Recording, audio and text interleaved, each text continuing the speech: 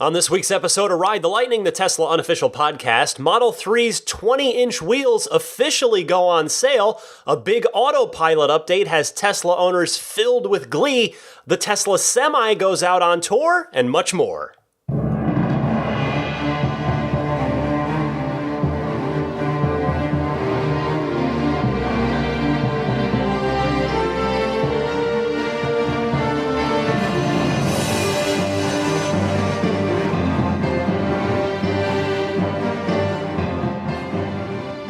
Howdy friends, Ryan McCaffrey here with you, as always, for Ride the Lightning. It is the Tesla unofficial podcast for March 25th, 2018, surging towards the end of Q1 and that production ramp on Model 3. It's episode number 138. To my left, as usual, the sleeping Daisy the Boxer Puppy, and there's plenty to get to this week. I wanted to start with just a quick little mini apology. If you do not hear your call this week, if you called in right towards the end of the week, I've had a super crazy week at work. We had the Game Developers Conference in town here in San Francisco, which just tightens up schedules quite a bit, plus 2 game reviews. Anyway, I'm not making excuses, just saying that I kind of had to lock the caller section, the hotline section of the show a little earlier, about a day earlier than I would like. So if you called in, look for your call either next week or possibly on the monthly bonus show on Patreon.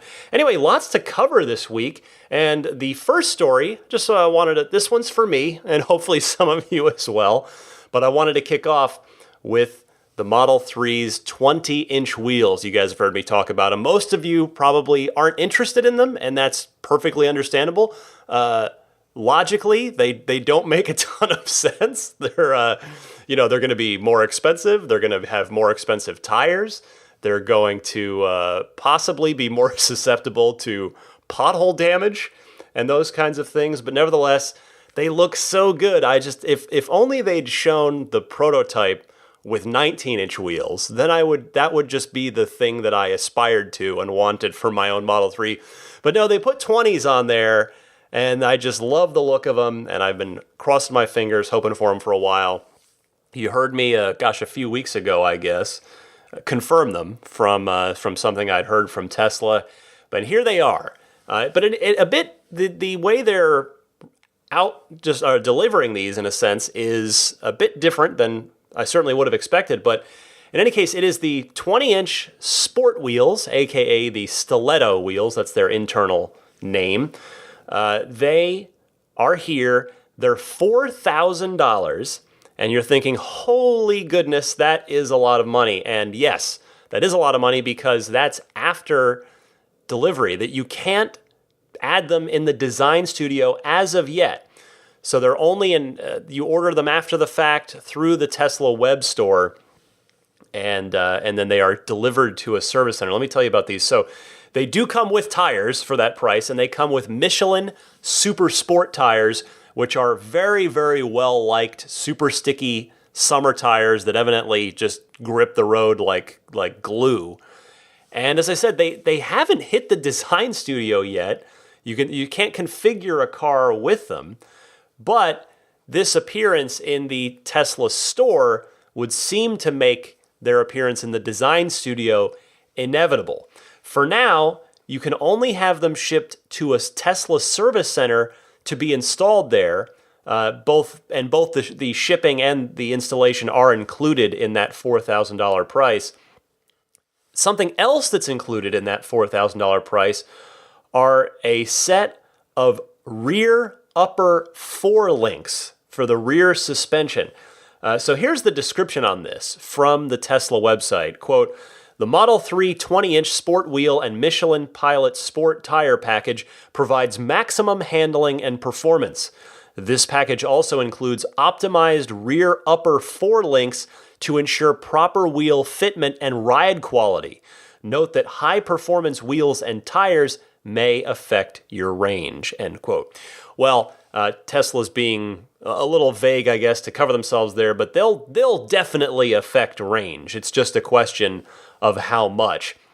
Since I haven't got my Model 3 just yet, I can't test them myself, but no doubt some intrepid Model 3 owner is going to do so in the not too distant future so we can get a decent comparison to both the 19-inch sport wheels and the 18-inch aero wheels to gather a little bit of data on exactly what the 20-inch wheels effect on range will be.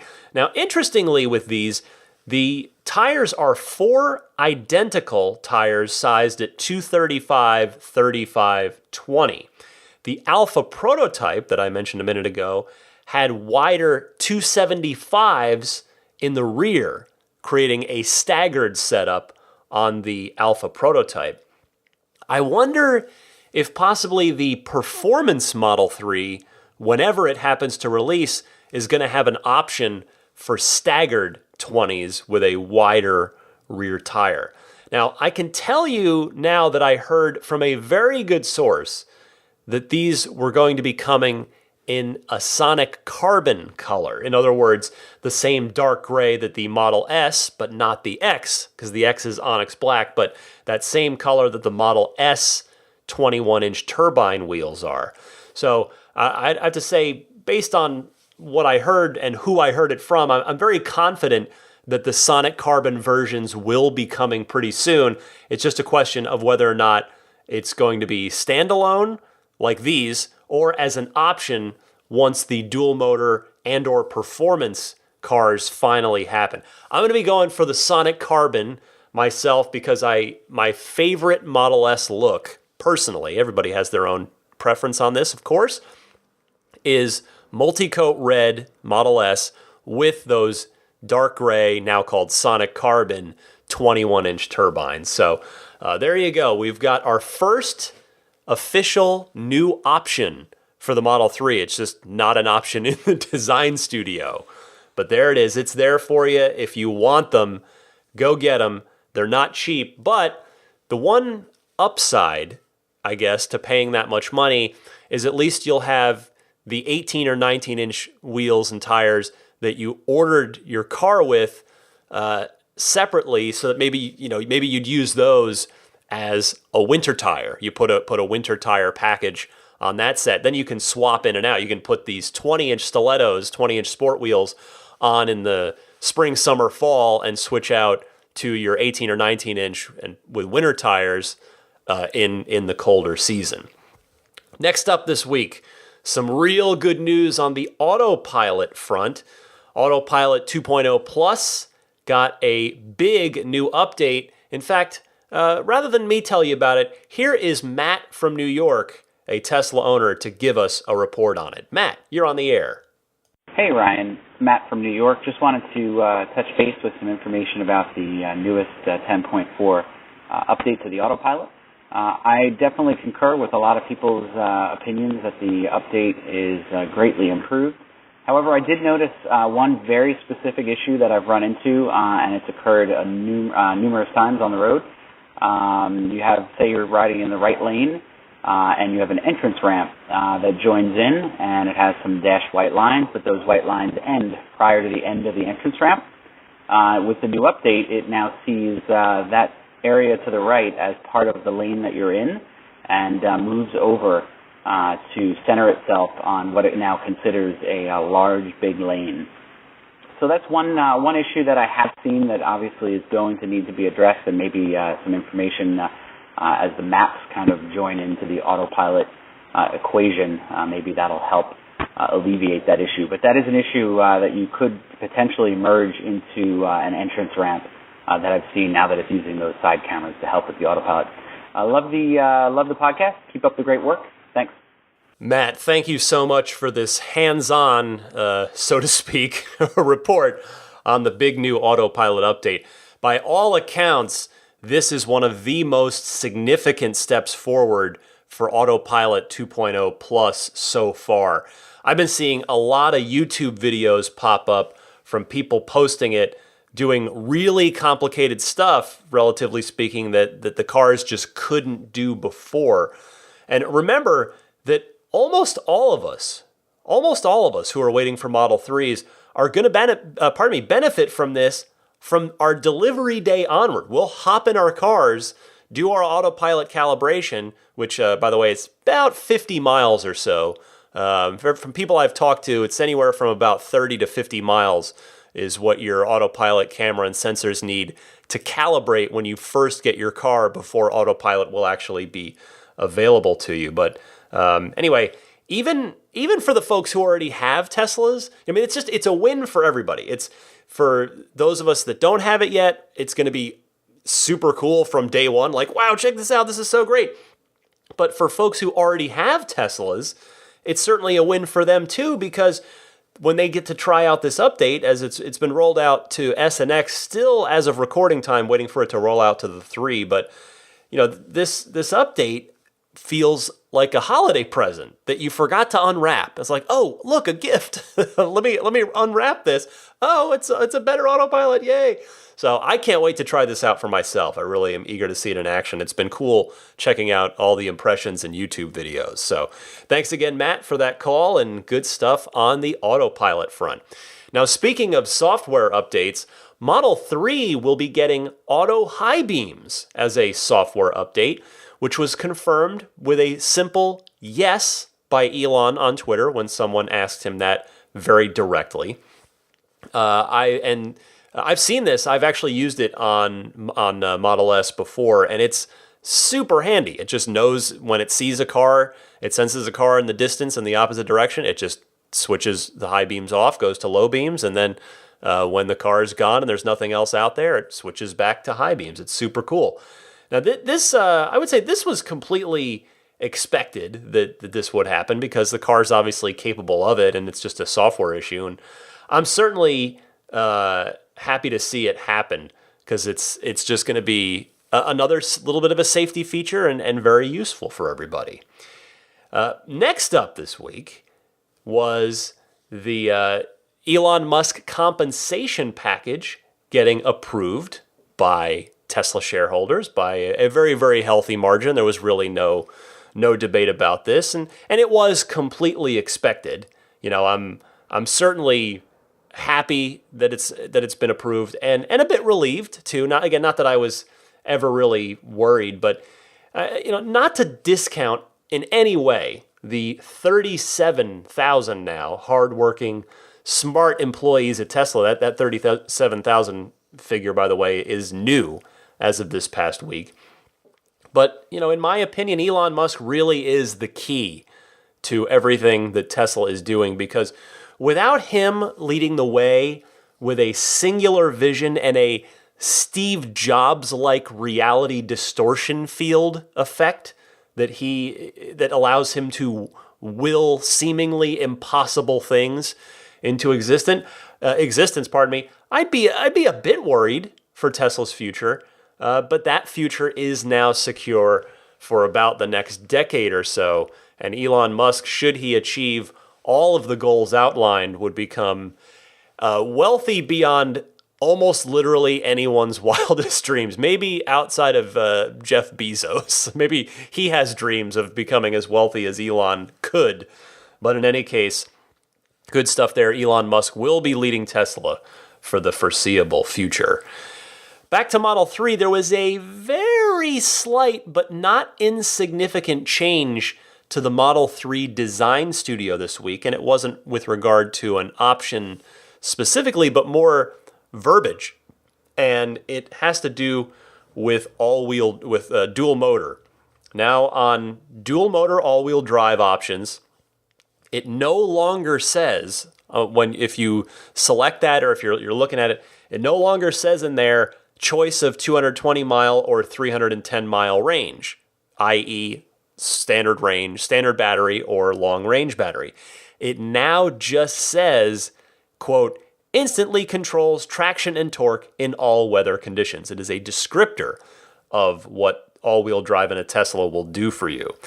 Now, to me, there is only really one conclusion to draw from this, and that is, as I had suspected, that the standard battery is not suddenly going to be available in mid-2018 along with the first dual motor configurations, which, the way things had been worded before, definitely could lead people to believe that. The way it was phrased on there, it was like, oh, okay, well, I'm going to be able to get either standard battery or long-range battery with dual motor with the, that first starts hitting. It's due to hit in mid 2018. So that no longer appears to be the case. It looks like now that no one is going to be getting a standard battery in any form until at least the end of this year.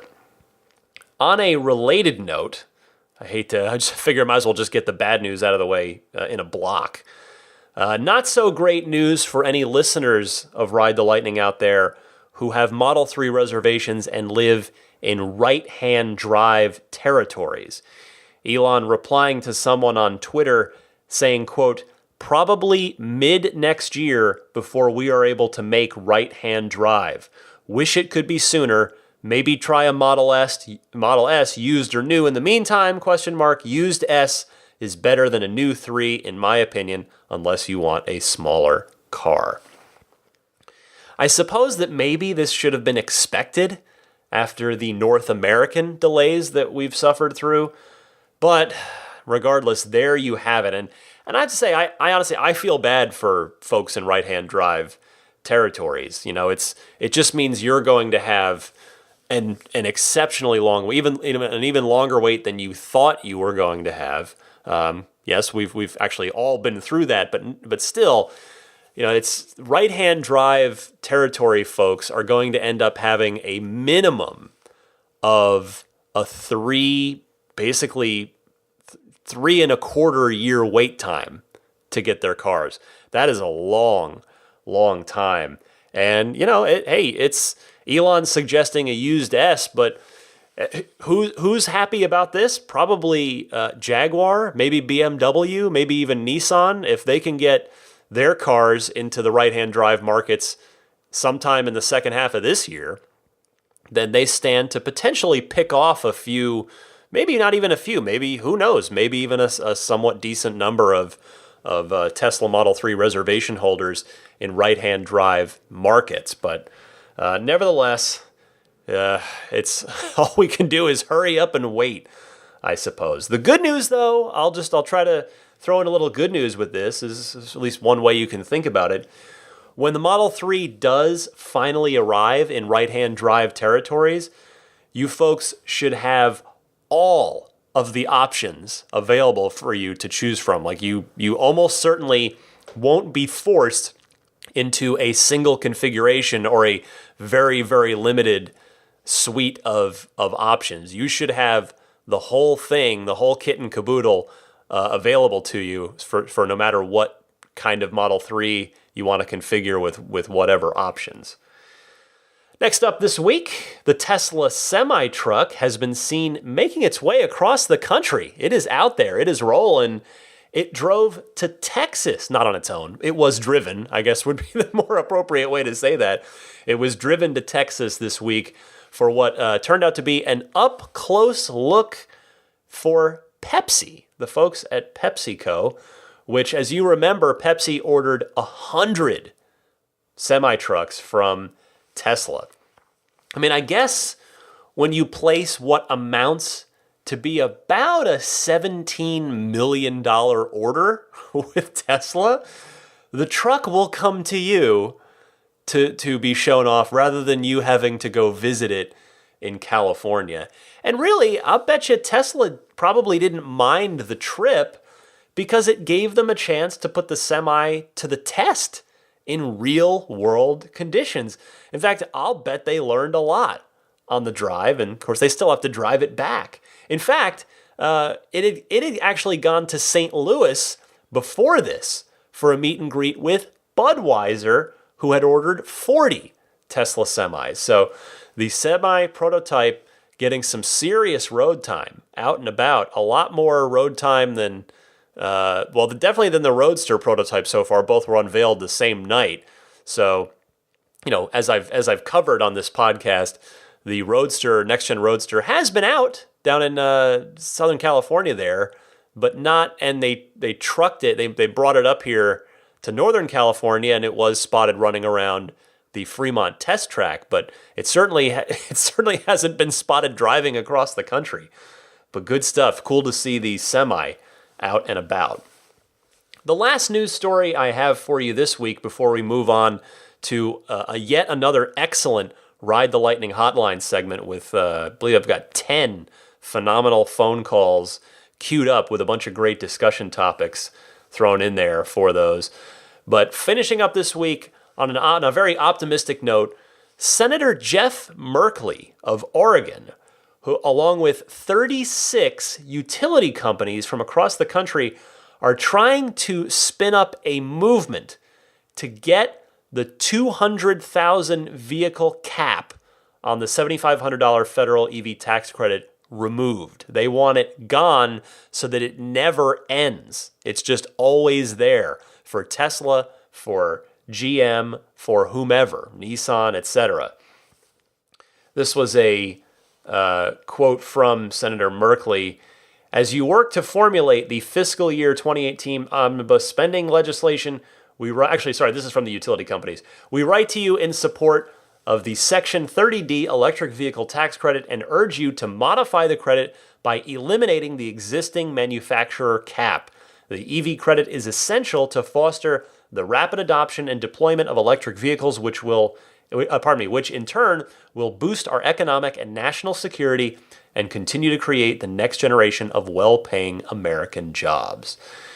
Now, they argue fairly, in my opinion, that it is no less than ironic that two American companies, Tesla and GM, will be the ones most hurt by the phase-out, since they are first up. They're on the verge of doing it. I don't know how close GM is, but we all know that Tesla is looking to probably trigger that phase-out in...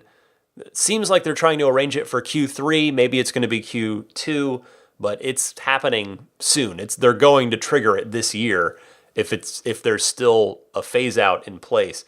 Now, I'm obviously in support of this because the playing field will hardly be level between ICEs and EVs, even if every manufacturer had run out of credits to issue. Like if every manufacturer had sold over 200,000 EVs, we're still not looking at a level playing field with all the subsidies on oil and just the, of course you've got the market. The dealership market has been waging war against Tesla for years. So it's hardly, even if everybody's in the game with electric vehicles, it's still not an even fight between gasoline cars and electric cars. I will say I'm not particularly optimistic that this is going to happen right now, but hey, you've got to start somewhere. Hopefully Senator Merkley can get enough grassroots momentum behind him in order to win over enough folks in Congress to try and get this done. We can only cross our fingers. Actually, we can do a little more than that. I mean, if and when this gets to a point where your voice can really help make a difference, like if there's legislation proposed and there's a vote coming up, I'll be sure to use my megaphone that is this podcast to try and get the word out and help do that. So there you go. Good luck to Senator Merkley and the utility companies across the country trying to fight for the cap to be abolished entirely. That wraps it up for the Tesla news this week. Plenty more to come, though, if you'll stick around. Right after this, we'll get to the Ride the Lightning hotline, your calls, your questions, discussion topics, etc. right after this.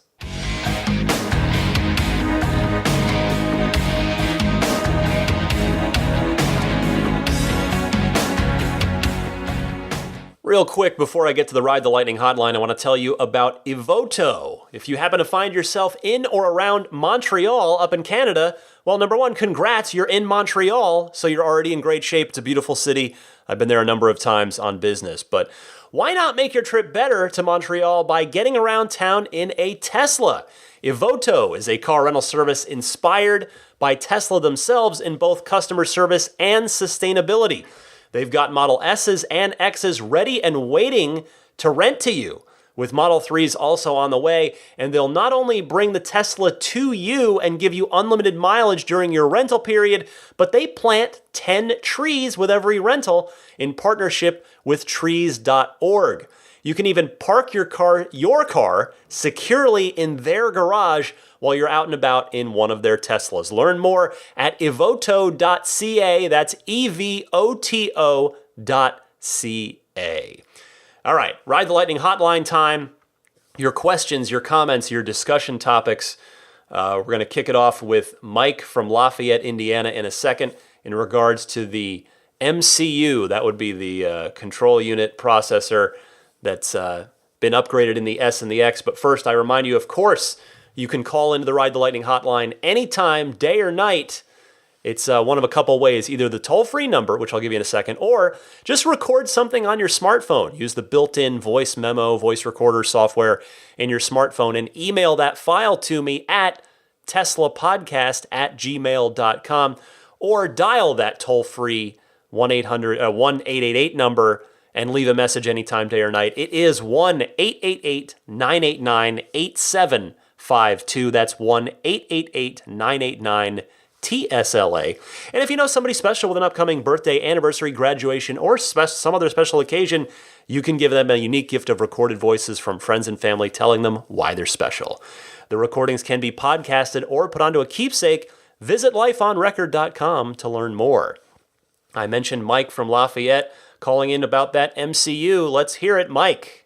Hey, Ryan. This is Mike from Lafayette, Indiana. And I just wanted to call and follow up your conversation regarding the new hardware on the Model S and X, the new zippy touchscreen display, and if Tesla would allow older Model S and X owners to upgrade their screens to match that, what that might cost.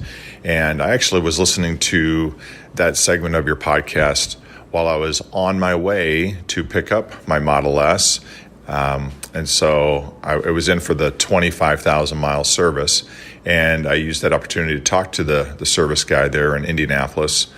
They're all of them are just very great to work with and go out of their way to answer any questions that you have. Anyway, he said that he looked it up on his computer, the average, and there are specific versions of the Model S and X that do differ, but the average 17-inch touchscreen, if you were to go in out of warranty to have it replaced, would be $2,600. So that would be a very expensive upgrade. And on top of that, you have labor to install it, which he said, looking at his software, said was 0.8 of an hour. And in the Midwest, the hourly labor rate at Tesla is $150 per hour.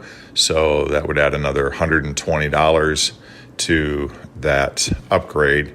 So in the Midwest, if you have I don't know what you call a standard, what that means exactly, Model S, apparently there are some older Model S's and X's that had maybe a slightly different screen that would cost more, and a very few, maybe he kind of joked and said that Tesla might have like 5 specific cars out there that, they did something one way and then decided to change it. But those 5 cars that are out there, may have something different about the screen. So he said, but however, predominantly it'd be $2,600 and then another $120 for the labor. So we're looking at $2,720 in the Midwest, approximately, to upgrade the screen. Hope that helps, and keep up the great work. Really like your show. Take care. Thank you for this, Mike. This definitely helps set expectations if indeed an upgrade becomes possible. I can't remember if I gave a guesstimate at the cost of this last week, but that is around what I was thinking. I feel like I said at least $2,000, but anyway, I guess we should brace for a $3,000 upgrade, and if it happens to be a few $100s less than that, so be it. I mean, it's expensive, yes, and some people might not want to spend that, but if you plan on having your car long term, it might be a worthwhile expense just as a quality of life convenience thing. Now, I say that setting up, I'm just hoping it happens in the future because I did follow up with Tesla PR again, and they, to their credit, they did get back to me this week.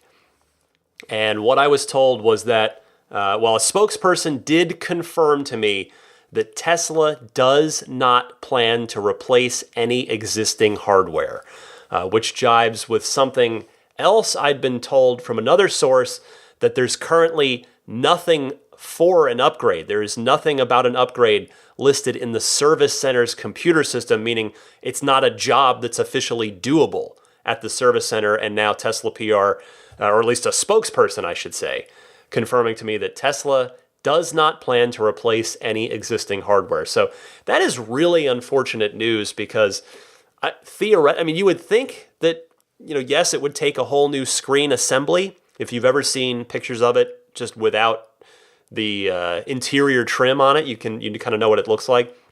That whole screen assembly, and yeah, it'd be expensive, but boy, the new MCUs are just so much zippier than the old ones. But not great news, but at least I did hear something official on that. Let's move now to Tony in Toronto calling in regarding their EV rebate in Ontario. Tony, take it away. Hi, Ryan. This is Tony calling from Toronto, Ontario in Canada. I just wanted to touch base regarding the Ontario Electric Vehicle Incentive Program for the $14,000 rebate that no longer applies to Tesla, as per one of your listeners on your previous shows was commenting on. The MSRP is not inclusive of any additional options and features. So it's basically the base price of the car. So if the Model 3 starts at, let's say, approximately $45,000 Canadian, just as a random rounded figure, for the long-range model, for the short-range model, then any options on top of that, like Autopilot or premium package, wouldn't count towards the rebate cost. It's only for the base cost of the car before options. So if they had the base cost for the short range is one price, and then the base price of the long range for another price, any options on top of that, like again Autopilot, premium package, full self-driving, would not count towards that $75,000 cap. The dual motor option, however, may count as a base MSRP. It really depends on how Tesla registers the vehicle in Canada, if dual motors is an option to the base or if it is a base trim itself. I hope that helps clear things up. Thank you for the podcast and look forward to hearing more. Bye-bye. Thank you so much for that clarification, Tony. And obviously that is really good news for Ontario residents. The MSRP, by that definition, then, should be under 75,000 Canadian, even if dual motor is its own trim and counts toward the base price. Remember that dual motor shouldn't be more than about $4,000 US. Let's call it $5,000 to be safe. That means a $49,000 base price. Now, it shouldn't matter if premium package is forced on early Canadian buyers then, because that premium package should still count as an option, not the MSRP, even if it's forced upon those early configurations. So yes, it looks like most Model 3 configurations, basically all of them, with the possible exception of performance, should qualify for that very generous tax incentive. And although my friend Trevor Page from Model 3 Owners Club also called in to note this, Trevor also noted that Canada has a big election coming up, and that depending on how that goes, politics could affect this one way or the other, this tax incentive. But hopefully it's going to stick around regardless of who's running the Canadian government or the provincial government by the end, or maybe the whole thing by the end of this year. Also, word came down this week, while we're on this topic, that the Model 3's official base price is $45,600 Canadian.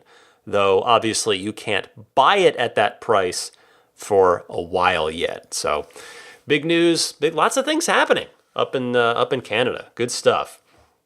We move now to Bob from Minnesota, who has a really great story to share that's Model 3 related. So Bob, why don't you tell that story? Hi, Ryan. Bob here from Minnesota. Longtime listener, first-time caller. I'm also a Model S owner and a Model 3 reservation holder. So I just have a quick sort of feel-good story for you and your listeners. my Model S is from 2013, and so it has a very small battery, and it does not have supercharging activated, because back then you had to pay extra to activate supercharging, and mine was never activated. So every time I travel to the airport, there's quite a bit of range anxiety associated with that, because if there's not an electric vehicle charging station available, then basically I would be stranded. So this nightmare scenario actually occurred yesterday, where I arrived at the airport and could not find a charging slot that was open. So instead I parked, sort of adjacent to the charging area. So my rear bumper was sort of up against the bumper of another Tesla that was charging. And it turned out that Tesla was in fact a Model 3. It was the first Model 3 I've ever seen. So it sort of made my day. It was midnight silver metallic. It was beautiful with 19-inch sport wheels, just kind of exactly the one that I'm waiting for, except that I'm waiting for all-wheel drive. So then I had an idea, and I decided to leave a note on this Model 3, sort of congratulating this person on their beautiful car and asking, hey, would you mind plugging in my Model S when you leave? And sure enough, 6 hours later, I got a text message from Bruce, who had plugged in my Model S, and I checked the Tesla app, and it was charging, and he really saved the day for me. So I just thought it was kind of a cool story, pointing out how we have such a great community of Tesla owners, and we can take care of each other. So Bruce, if you're out there, thanks so much. You really made my day in a couple of ways, and now I'm going to be able to make it home. So that's all. Keep up the good work, Ryan. Really appreciate your hard work on the podcast. This is what Tesla ownership is all about, Bob. Thank you for calling in and sharing this story. And the good news is that Bruce is hearing this because he's a listener of this podcast. He and I have talked on Twitter a number of times, and Bruce does in fact have a midnight silver Model 3 with 19-inch sport wheels.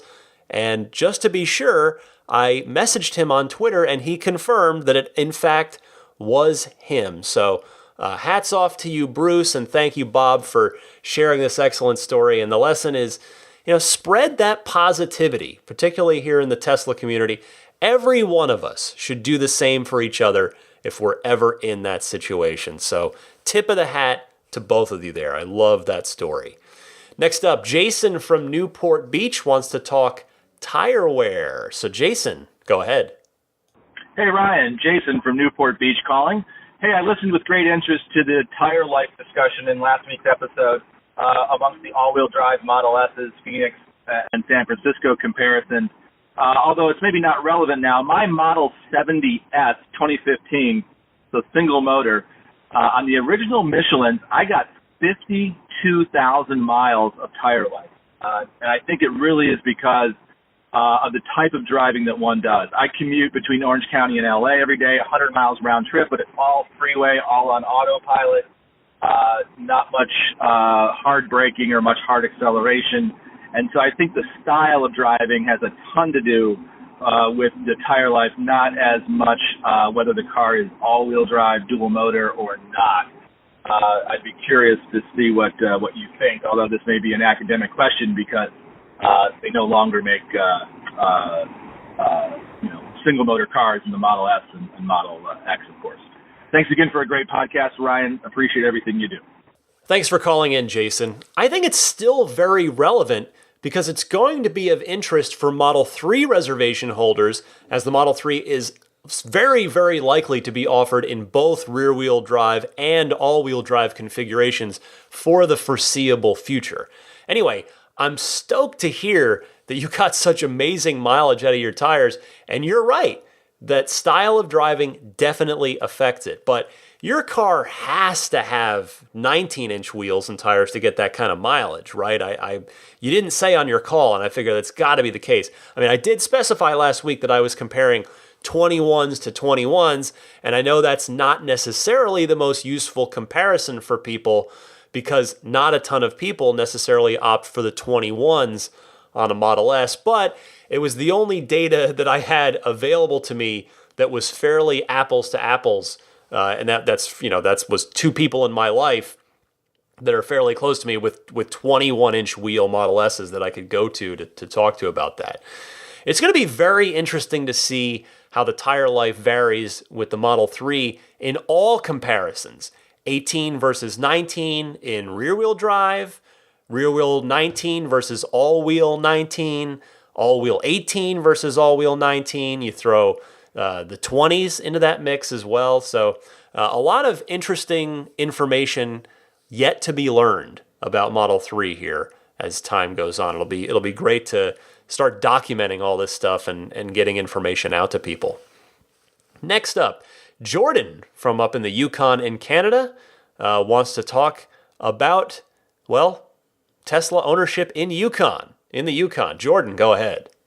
Hey, Ryan. This is Jordan from Whitehorse, Yukon, Canada. And I have a bit of a strange one. I'm a day one stand-in-line reservation holder back in March I stood in line in Vancouver. I now live up in the Yukon, which for you American listeners is beside Alaska in the cold, dark north. And I want your opinion of how feasible it is for me to accept the car up here. There are no superchargers. The nearest service station, I think, was supposed to be in Anchorage, but I don't see that on the website anymore, which is about 12 hours away. And the only saving grace is Elon Musk's tweet from, I think it was about a couple of years ago, a year at least, saying that the supercharging network will get expanded to Alaska. I want the car so badly, but at this point, I'm about to give up hope until I can get moved down north or move down south again. Okay, I really appreciate it, and I love the show. First-time caller. I've been listening since day one. Thanks, Ryan. Great to hear from you, Jordan. I have to be honest. I don't know what to tell you here. You could still own the car and drive it and charge it and enjoy it and get over-the-air software updates. No superchargers isn't necessarily the end of the world unless you need to drive long distances a lot. But service is the problem, as you noted. I mean, if you have a problem, you'd be kind of out of luck. Maybe. I suppose you could get Ranger service, Tesla Ranger service, where Tesla would actually send a technician to you. But even if they did come to you, I have no idea what those costs would be. Rangers used to charge $1 a mile to get to you, but that was back in the Roadster days. That was a while ago. Even if that were still the case, that could be cost prohibitive for you in your geographic situation. So what I would advise you to do, I don't want to just play your call and have nothing constructive to tell you. I would drop Tesla's customer service a line. Send them an email, ask them about it, and just see what they say. You can email them at servicehelpna, as in North America, servicehelpna@tesla.com. And Jordan, I wish you good luck. I hope you can get that car and enjoy it. Few more calls here, 4 of them in fact. Let's go to Jerome in Northern California, frequent caller. He wanted to call in again in regards to Autopilot and a conversation he had, and well, I'll let him talk about it. Jerome, go ahead. Hey, Ryan, this is Jerome up in Northern California, about 2.5 hours north of you.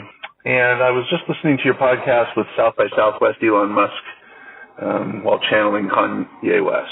And he made the comment about the autopilot driving functionality being safer within 18 months. And it made me think of a gentleman who I met down in Lompoc for one of the SpaceX launches. And he had a Model X, and he's an engineer at one of the big companies in Silicon Valley. And his comment and takeaway point that I still think about to this day, it's only been about 2 months since I saw him, was that the way that the autopilot on his Model X has just revolutionized the way he commutes to and from work. He said, and he was absolutely convinced his enthusiasm when telling me this, that it's completely changed the way that he deals with stress to and from work. His whole commute is a very, very different thing for him because the car just takes care of all of the minutia and stress of being in traffic. And you've commented in the past about how the Bay Area has just horrific traffic. And I'm born and raised in the Bay Area, and I can tell you that right now it's something to be involved in some of that commute. I'm glad I don't do it anymore. I did it for 25 years, and that's enough. But the gentleman who was telling me about this just looked at me and said, when he gets home, he's just a very different person. He's not stressed. He's not, worried about, having to get up and do the drive the next day. He says the car has just completely changed his life.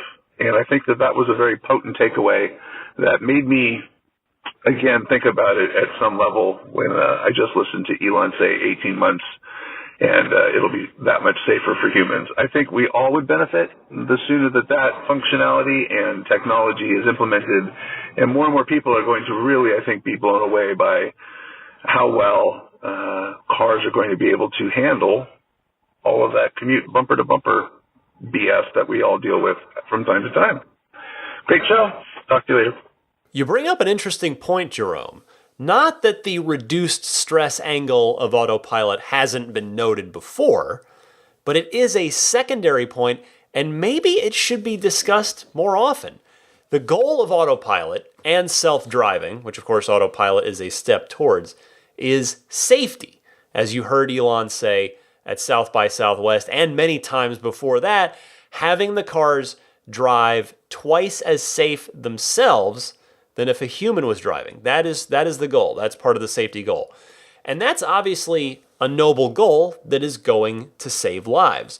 But the fact that Autopilot also has the capability to improve the quality of life for its users is a benefit that really shouldn't be overlooked. I tell people a lot when I talk about cars that I love to drive, but I hate to commute, because there is a big difference between the two of those, in my opinion.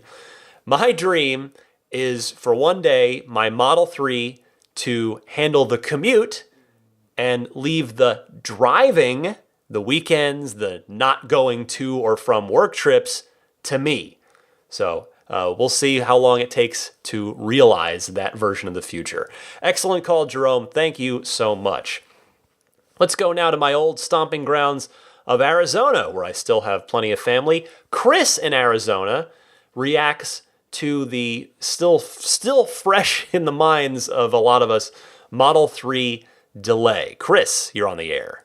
Hey, Ryan, this is Chris in Arizona, and I wanted to give you my reaction to the delay.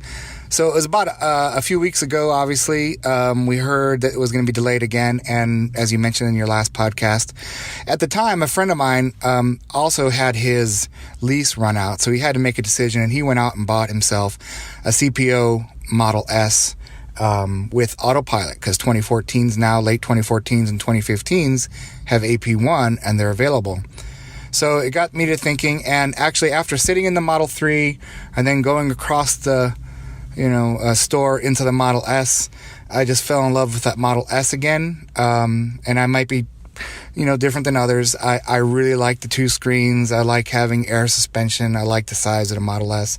Anyway, so I started talking to a sales advisor with Tesla, sent me a ton of cars. I finally narrowed it down to what I wanted exactly. And I moved my little $1,000 deposit on the 3 right over to a CPO P85 2014 with Autopilot, pearl white. And I was going to wait to call you until I had it in my hands. It's going to be here Friday, Tesla time, hopefully Friday, this week. So I can't wait to join the Tesla family. I'm so excited. The price I got, and I think the prices have gone up quite a bit since then, was just about the same price as it would be for a new Model 3 with everything on it. So and I've got everything conceivably on my Model S P85. So can't wait to see it, can't wait to drive it, can't wait to be a Tesla owner. And I'm so happy I have free supercharging. So, all right, thanks. Talk to you soon. Congratulations, Chris. That's awesome news. And remember that Tesla is more than happy to have this happen. They have that good problem of having so many people on the Model 3 waiting list. So if they can convert folks into Model S owners now, they're happy to do that. I'm glad to hear that you got a deal that you were happy with and you've got a nice, solid Autopilot 1 system to help ease your commute. Enjoy the car in good health, Chris, and thank you for calling in. Last two calls here. Let's first go to Aaron in Connecticut, who has a theory about the Model Y and the Tesla Semi. So Aaron, go ahead. Thanks, Ryan. Aaron from Connecticut. I want to talk Model Y and Tesla Semi production. I think the path forward for Tesla is pretty clear. I think they're going to bring production into the Gigafactory. Of course, it was originally just intended for batteries, but they've already brought drivetrain production into the Gigafactory, and I think that it's going to be the fastest way for them to bring these additional products into market, especially since the Chinese plant seems to be a bit waylaid. Thanks for a great show. Looking forward to hearing what you think. Yeah, you're probably right, Aaron. It does make a ton of sense. As you noted, Model 3 drivetrain production is already happening there at the Gigafactory, and those same drivetrains are going to go in the Model Y and the Semi, and the facility is so enormous that there should be plenty of room to accommodate both of those vehicles. And I can't imagine Nevada would be upset by the news that more jobs would be created in their state by Tesla. So, heck, they might even throw a few additional incentives Tesla's way in order to make it happen. The Semi is due up first, production-wise, so we will see what happens in about a year or so. Thanks for calling in, Aaron. And time to take us home. It's going to be Mark from Raleigh, who has a sort of a little, etiquette call here, an etiquette question/situation that he ran into. So, Mark, you're on the air. Hi, Ryan. Mark from Raleigh, longtime listener, first-time voicemail leaver. Wanted to share a first-generation AP social faux pas and then ask a question on AP1 to AP 2.5 upgrade. Getting ready for a bike ride, and a Model X pulled in with a real solid trail bike and wanted to watch the Falcon Wing doors go up. So we were talking, I remembered that there was just a really good Autopilot update. So I was asking if he got that yet. Failed to notice on his B-pillar that it was a first-generation car, and, kind of felt bad. Here I was, admiring what an awesome vehicle, and, he was certainly enjoying it. But then, that nuance of first generation. So that's just something I wanted to, see if you could share with your listeners to watch for that. So my question is, how does Tesla handle a 1-year-old, a 2-year-old, and a 3-year-old S or X that doesn't have the new hardware towards the trade-in and upgrade to the newer generation cars? Thanks for the show. Thoroughly love it. And again, hope performance and dual motor come out for you and everybody soon. Thanks. And white. Mark, thank you for the kind words. You made an innocent mistake on the Autopilot comment. I'd hesitate, in fact, to even call it a mistake. Maybe the lightest of faux pas, I suppose. I can't imagine the Model X owner was offended in any way by that, but yeah, I suppose if that happens to any of us in the future, you can check for the B-pillar cameras that Mark mentioned, and or the cameras in the front side fenders. The pre-Autopilot, the Autopilot 1 cars have just the silver side turn signal there with the Tesla T logo on it. That's how you can tell a quick difference. There's no camera there. As for your second question, Mark, I confess I'm not quite sure how to answer it. I imagine the trade-in values have taken a hit on those cars, not just due to age, but due to the Autopilot hardware upgrade. But it does retain the Autopilot 1 functionality when it's sold to the next owner as a CPO, certified pre-owned car. So I hope that helps in some small way, at least. Thanks again, everybody, for a wonderful batch of calls on the Ride the Lightning hotline. Again, I encourage you to participate. I love hearing from folks.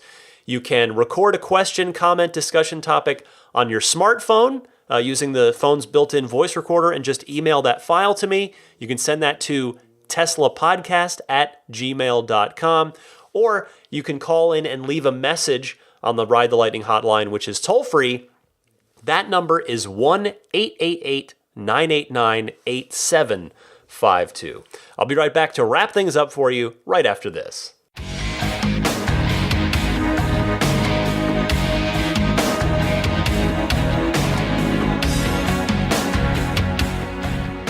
If you happen to be buying a Model S or Model X new from Tesla, be sure to use my cousin Pat's referral code. That will get you free unlimited lifetime supercharging. Just give your sales advisor the code Patrick5008, or if you're just configuring and buying online, type in this in your browser, ts.la/Patrick5008. Now, after you order the car and you pick it up, you may want to consider protecting that paint finish, that beautiful paint, whichever color you choose from Tesla's, 6 color choices, I believe, off the top of my head, if memory serves. If you're in the Bay Area or picking your car up from Fremont, you should look up Immaculate Reflections. They are the Bay Area's premier paint correction and coating specialist. Keep that paint looking good for the long term. They'll do just about anything you want, whether it's one little thing, just maybe the C-Quartz finest ceramic coating, make the car a little shinier, a little easier to wash, or you want to go all out with some paint protection film, new car delivery prep, the whole 9 yards. They're in Brentwood, California. You can find them online at irdetailing.com.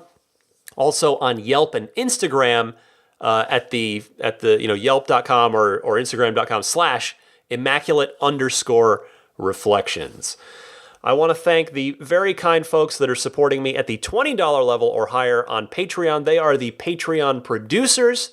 Thanks so much to Jeff Bartram, Paul Hussey, DJ Harbaugh, Pete White, Wolfgang Obergen, George Cassiopo, David Brander, Jonathan Wales, Alexi Heft, Lisa Kaz, Michael O'Prey, Logan Willis, Matthew Parra, Michael Lester, Robert Miracle, John Lasher, Jason Chalukas, Emotion Rentals, Richard Ouellette, Sean Fournier, Tim Hyde, Marcus Mayenschein, Lee Sweet, Lars Hoffman, Orion Coates, Peter Chalet, Harold Plug, Kenneth Martin, Michael Callahan, Rome Strack, David Vakil, Ulrich Lassa, and Luke A.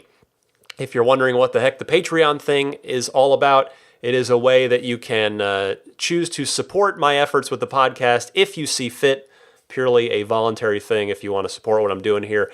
Head on over for more information to my Patreon page, which is found at patreon.com. That's Patreon, patreon.com/Tesla Podcast. As for my friends at abstractocean.com, they have got a great selection of Tesla accessories. I would say they sort of specialize, if they specialize in one thing, it's lighting kits. Internal lighting, external lighting. The puddle lights are the thing you've heard me talk about if you listen this far to the show. They'll shine a logo down of your choice, the Tesla T logo, S logo, X logo, 3 logo, down onto the ground from there's a light mounted in the bottom of your door. So when you open the door, it shines that light down so you can kind of see what you're stepping out into when you get out of your car.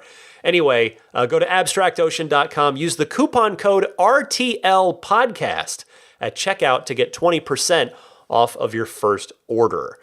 Most of you listen to the show via one of the major podcast services, but just a reminder, no matter how you're listening, if you're not subscribing to the podcast, that of course is totally free. I encourage you to do it because then you don't have to seek it out every time you want to download it. It just auto downloads to you.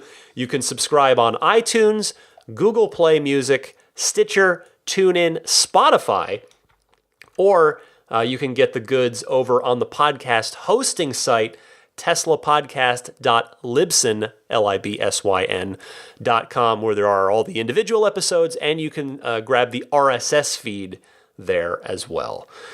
So again, coming up to the end of March, Q1 about to close. Looks like from the VIN numbers that are registered that Tesla is accelerating production. Going to be very curious to see what Tesla says in, you know what, it's not going to be in time for next week's show. Probably not, to see if they'll give a statement at the end of the quarter about deliveries and where production stands. So stay tuned for that on the show very soon, but things are looking good, looking up as far as Model 3 production goes. So more and more of us, a bunch of invites went out this week. Canadian invites, the first round of those went out this week. I should have mentioned that back when I was talking Canada stuff earlier on in the podcast, but congratulations to that first wave of Canadian owners, Canadian Model 3 reservation holders who've been invited to configure. That is fantastic. Just, it's all happening, friends. Little by little, week by week, we're all getting there, getting closer to our goals of owning that car. So for a very sleepy Daisy the Boxer Puppy, I'm Ryan McCaffrey. Thanks, as always, for trusting me with about, like I said, about an hour or so, is I think what this episode is going to turn out to be, of your time. Just about each and every week, it's at about an hour now. So thank you all so much. I appreciate you listening. I appreciate your support. And I'll see you back, of course, as always, every Sunday at 9 a.m. Eastern Time. Or if you happen to be on Patreon with me at the $5 level or higher, you can get access to the show a little bit earlier right after I record it. Anyway, see you folks next week. Happy electric motoring.